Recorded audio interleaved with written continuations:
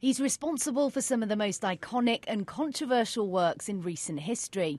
Damien Hirst, the enfant terrible of the art world, has long been a headline grabber, provoking awe and outrage in equal measure. And in a rare interview with Sky Art's Tim Marlowe, he opens up about this retrospective of his work.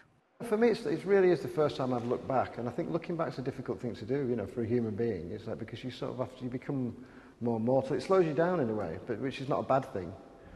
You know, I mean, I've always, you know, the future is infinite. You know, there's like I've always looked forward and just thought, you know, don't talk to me about looking back. I'm too busy doing this. You know, it's exciting, it's new, and it's infinite change. And you look back and there's no change.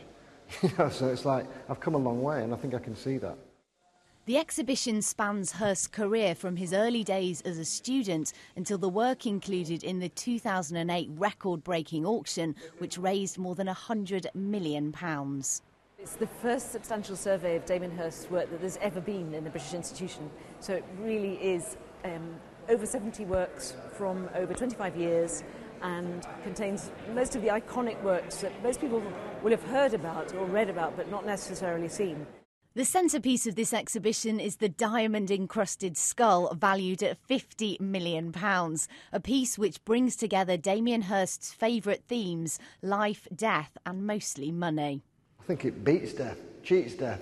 I mean, I think it's, you know, in the end, I think it's, you know, it's, you know, I don't know. I mean, it's, you know, I don't know what it is about it, and I still really can't see it because it's like I've not got enough distance from it. But it's like it's much more optimistic and hopeful than anything I imagined, and it seems to take the darkness out of the whole thing completely.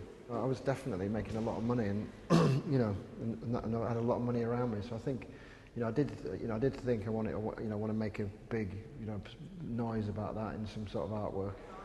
Critics say he's overrated, a con artist whose work will fail to hold its value. But Hirst is an artist who has continually courted controversy, and this is part of his appeal.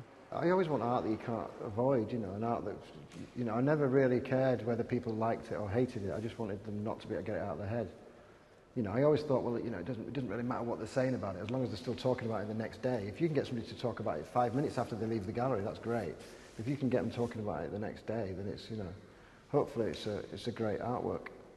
And it's likely he'll get his wish, with people debating his talent and his techniques for many years to come. Lucy Cotter, Sky News.